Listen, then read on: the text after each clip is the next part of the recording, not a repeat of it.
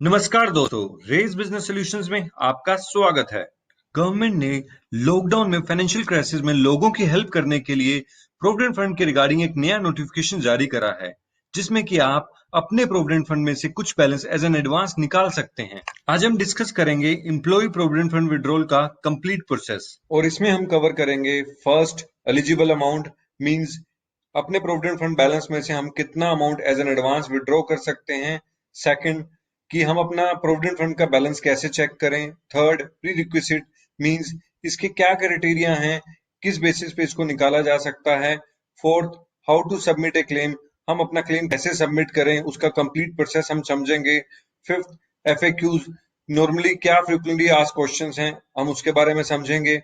And how to do it through mobile, हम अपने mobile से इसको कैसे कर सकते हैं। चलिए डिस्कस करते हैं हमारे फर्स्ट पॉइंट को, विच इज एलिजिबल अमाउंट। आप विड्रॉ कर सकते हैं अपने प्रोविडेंट फंड बैलेंस का 75%। प्रोविडेंट फंड बैलेंस में इंक्लूड है employ share, employer share and इन दोनों पे इंटरेस्ट। ध्यान रखें, इसमें पेंशन का अमाउंट इंक्लूड नहीं है।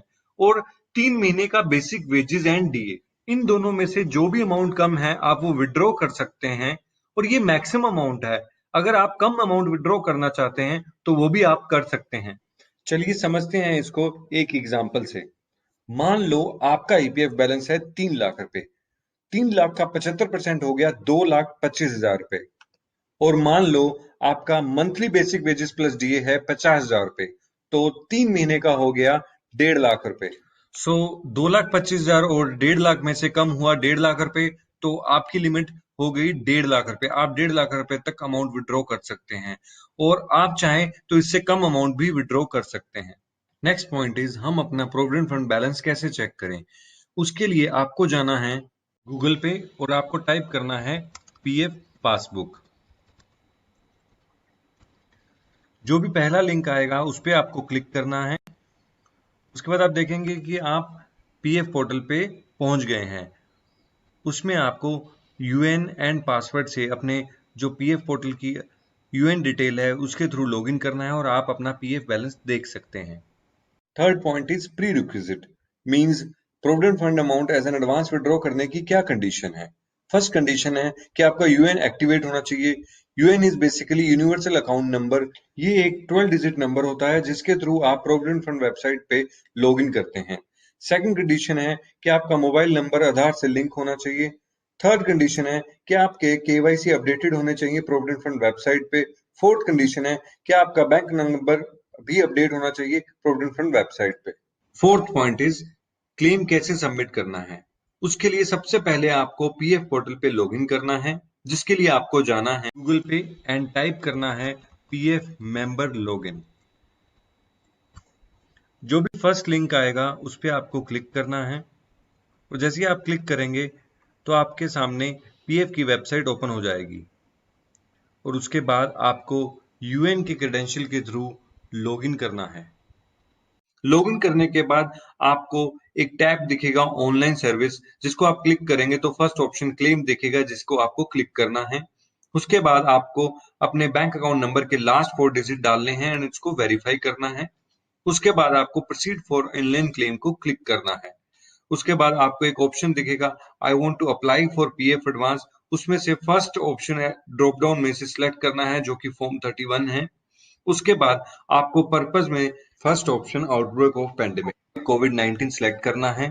उसके बाद आपको रिक्वायर्ड अमाउंट, जो कि ऊपर वाली एग्जांपल के अकॉर्डिंग 1.5 लाख या उससे कम अमाउंट आप डाल सकते हैं। एंड उसके बाद आपको अपनी चेक की स्कैन कॉपी अपलोड करनी है।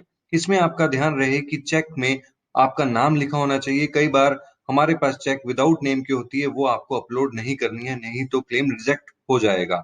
इसलिए आपको वही चेक अपलोड करना है जिस पे आपका नाम लिखा हो। उसके बाद आपको एड्रेस डालना है, और उसके बाद आपको गेट आधार ओटीपी पे क्लिक करना है।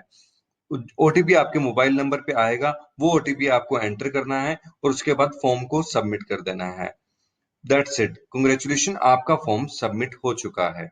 Fifth point is frequently asked questions, जो कि नॉर्मली क्वेरीज हमें रिसीव हो रही हैं। तो पहला क्वेश्चन है कि हमें क्लेम कब रिसीव होगा। Normally with in 10 days claim process हो रहा है।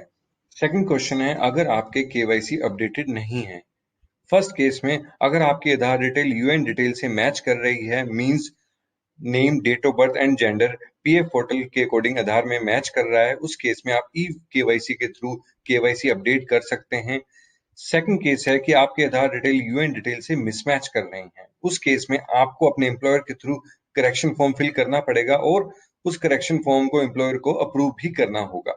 थर्ड क्वेश्चन है कि अगर आपकी डेट ऑफ बर्थ मिसमैच है, मींस अगर आपकी आधार डेट ऑफ बर्थ और यूएन डेट ऑफ बर्थ में मिसमैच है, उस केस में आपको रिलैक्सेशन अप टू 3 इयर्स दिया गया है कि अगर दोनों डेट ऑफ बर्थ में 3 साल का फर्क है तो भी आपका क्लेम अप्रूव कर दिया जाएगा। फोर्थ क्वेश्चन है कि क्या ये एडवांस अमाउंट रिफंडेबल है या नॉन रिफंडेबल है।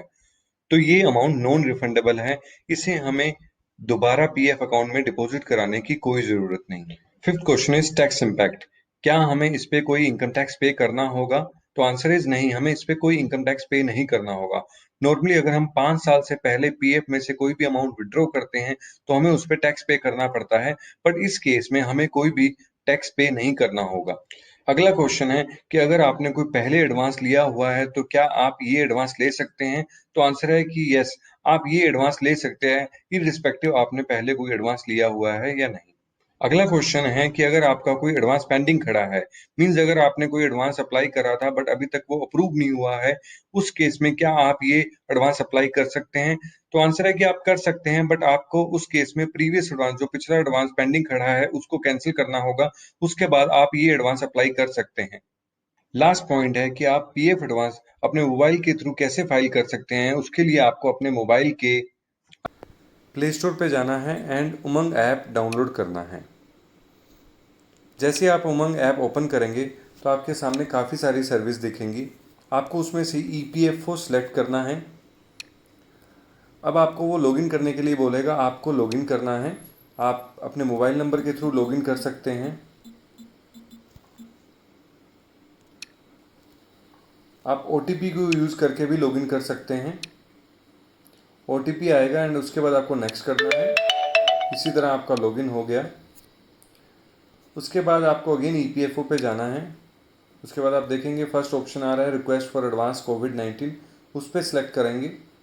उसके बाद आपको यूएन डिटेल, आपकी पीएफ की यूएन डिटेल डालनी है और उसके बाद आप पीएफ पोर्टल पे पहुंच जाएंगे। उसके बाद जो भी ऑप्शन है वो सेम है जो हमने पहले डिस्कस करी। आई होप अब आपको प्रोविडेंट फंड में से कैसे as an advance amount withdraw करना है उसकी कंप्लीट जानकारी मिल गई होगी। अगर आपको फिर भी कोई डाउट है तो आप कमेंट बॉक्स पे कमेंट करके हमसे पूछ सकते हैं, हम जल्दी से जल्दी उसका आंसर देने का कोशिश करेंगे।